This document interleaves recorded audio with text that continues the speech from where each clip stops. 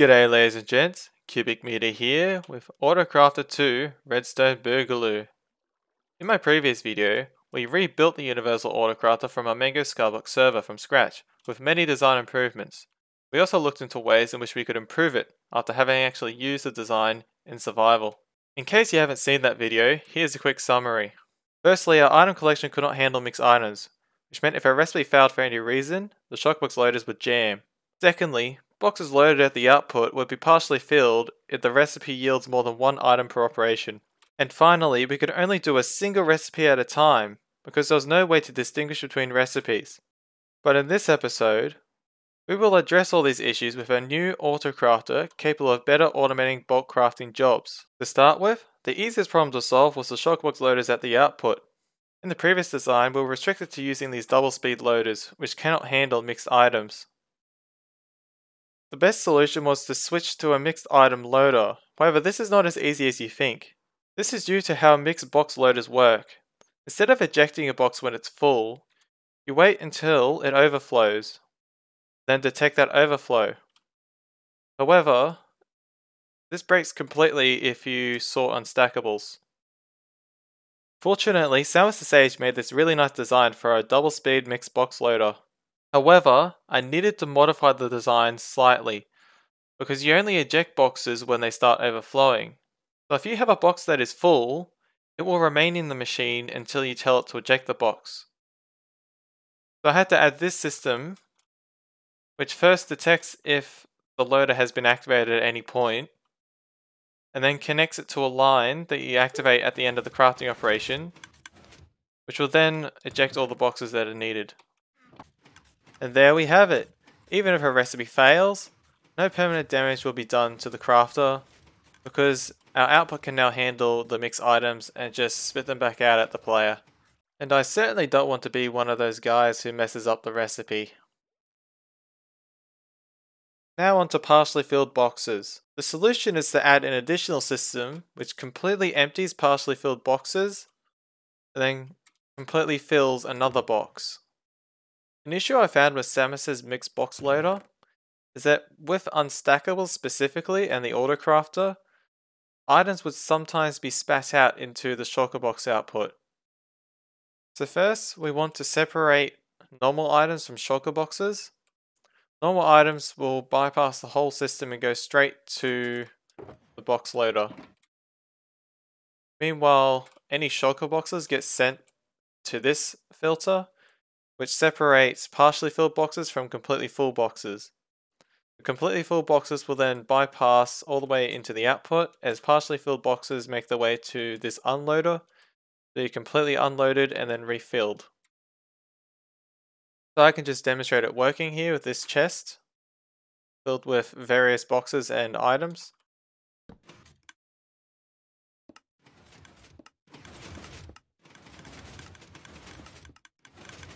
And what we should get is completely filled boxes at the end.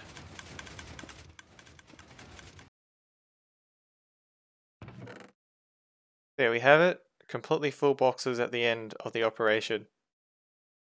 Now here comes the hardest part of the project, scheduling recipes. Here's how it works. If we want to craft repeaters, but don't have any redstone torches, we want to set up the recipe for repeaters, then flag the empty slots which are dependent on the next recipe we schedule. We will then set up the recipe for redstone torches, ensuring we craft enough torches to be evenly distributed in our repeater recipe. So for this case, the amount of torches we must craft is any multiple of 2 in order to evenly fill the slots in our repeater recipe.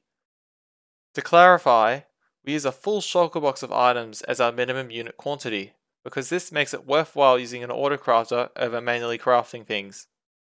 So what's needed is a basic computer system in order to handle the scheduling. In case you haven't noticed, I'm more of a mechanical engineer than a computer engineer. So this will be interesting.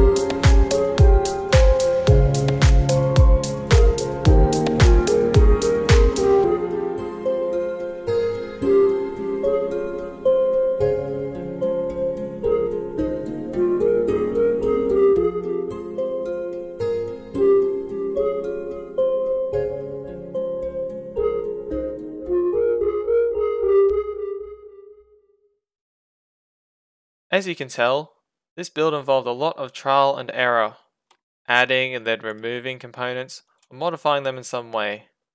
In fact, many of these refinements occurred outside of recording. But this is exactly why I love the autocrafting table. Its limitations, in spite of its strengths, motivates innovation. Because here we have a basic computer memory system is capable of storing recipes as you schedule them, then evenly distributing shulker boxes based on that programming. To begin with, we lock all the inputs to our crafting slots.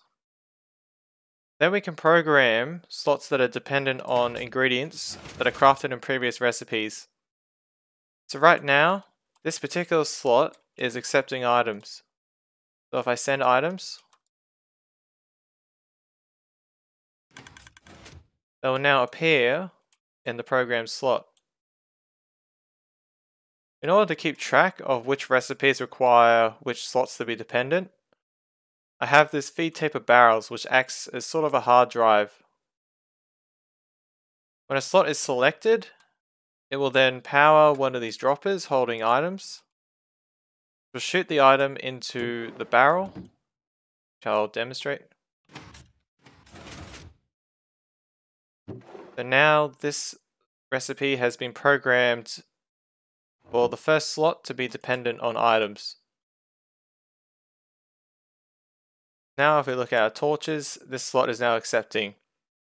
So if I was to program 3 slots, let's say this slot, and this slot, and you can see those 3 torches have turned off. So we've got 3 slots requesting items and 6 items in this hopper.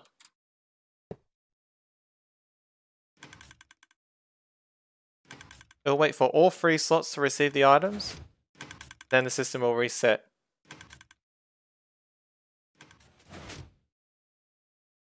And now if we look at our slots, we've got 2, 2, and 2.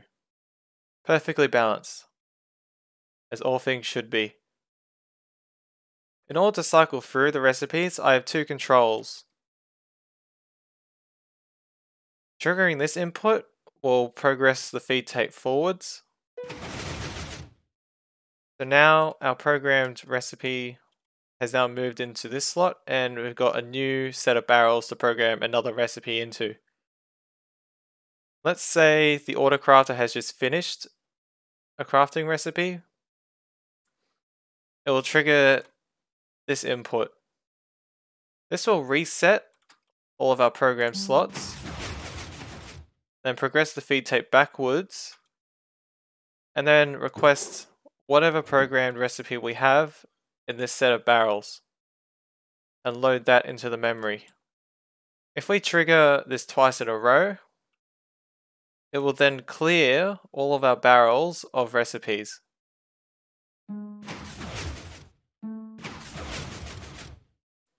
So now the barrels that previously had items with it have gone on top of these hoppers, which will then effectively clear the memory. That's cool.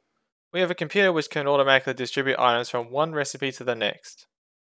But I should note that this is limited to only direct sequences of recipes. For example, we couldn't have the system craft redstone blocks into dust, then iron blocks into ingots, and combine both of those to make pistons. Our computer is not smart enough to remember more than the most recent recipe, but this is still very powerful for our autocrafter. So what's next?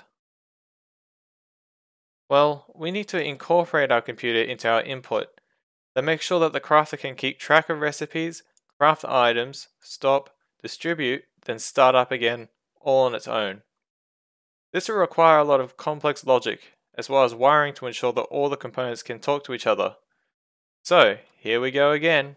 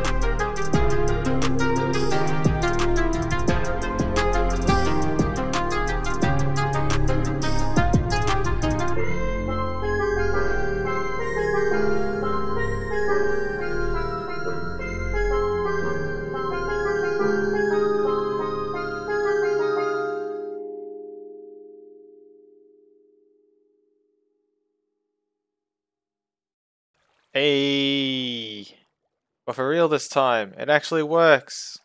How about we just take it for a quick test run? Here's some nice example recipes that the autocrafter can handle. One of the most difficult recipes, crafting bows and dispensers, is quite interesting. However, to give the best demonstration of its capabilities, I'm going to be doing torches to repeaters, and then torches to comparators, all in the one operation. It all starts here at the interface. Make sure you have boxes of all your ingredients, and if you need slots to remain empty, you can grab dummy items from here.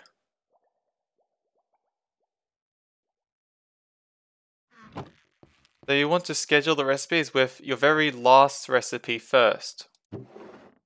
Very last recipe I want is comparators.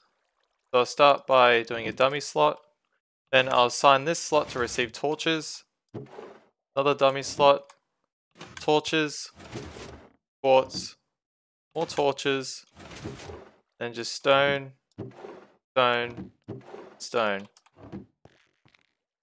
Once I've set up a recipe, in order to move to the next one, I just hit this button on the green concrete. And the autocrafter will keep track of the amount of recipes scheduled by the fill level of this dropper. So now I can set the torches. We need to make sure we craft 3 units of torches in order to fill the 3 slots of the comparator. And we put dummy items in the slots which need to remain empty.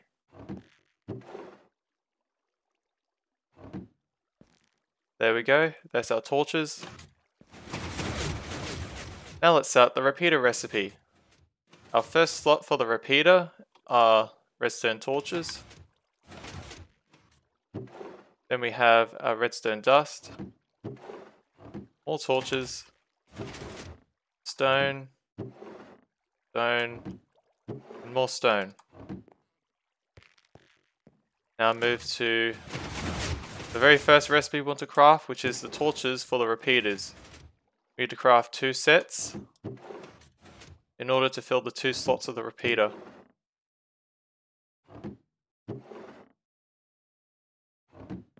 And there we have it, our recipe is now set up. Now all that's needed is to start the autocrafter by hitting this button. And we just begin crafting redstone torches. Alright, here we go. About to switch to the next recipe. So we've just crafted our redstone torches, now we want to do repeaters. So what will happen is this feed tape will retract at the same time as our computer's memory. And we will load the next recipe into the memory. And so it will evenly distribute the torches and we'll start crafting repeaters. Here it goes. Now loaded the recipe in. Here come our shulker boxes. And they go. Place down the boxes and restart the crafter. Now we're making repeaters. Now the repeaters are done. It will now switch to crafting the torches for our comparators. So the repeaters are completely unrelated to the comparators and they'll just bypass the system and end up in our overflow storage. There it goes. So now it's reset. Our redstone torches for the comparators aren't accepting any items from the previous recipe. So now we should be crafting redstone torches. So the torches for our comparators are almost done. We can see already that our repeaters have been delivered to this storage system. And our redstone torches are just being stored right here. These lights indicate that this side of our storage is currently locked and receiving items from the current recipe. When we switch to crafting comparators, this side of the storage will unlock, dispatching our redstone torches to the comparator recipe. Meanwhile, this side of the storage will then lock, and it will receive the comparators from the next recipe. Here we go, our torches are done, we're about to switch to comparators now. So we'll see the memory system will then move back another notch and load our dependent slots for the comparators into the memory. There it goes. As you can see, here are our 3 dependent slots. They'll now receive their items. Then we'll place down our boxes. And the autocrafter starts once more. And we're doing our final recipe, which is comparators. Alright. Our comparators are just about done. And should be receiving them any moment now. We've already got our repeaters. If you look in here, there they are, our comparators. Easy. And people say that repeaters and comparators are some of the hardest components to craft. There we have it. Autocrafter 2 Redstone Boogaloo. There are so many recipes to try for this new design. If you want to try them yourself, I'll leave a world download in the description. Just make sure you have carpet installed with auto crafting table and movable block entities enabled. Feel free to tweak the design, maybe add your own features and ideas, and it could evolve over time. Autocrafters have been a passion of mine since I began in technical Minecraft, so let everyone know what you think of the auto crafting table and whether it should be implemented. For now, I'll be working to improve the interface of this autocrafter, working with players experienced with computer tech to hopefully make a smarter system. But until then, see yous!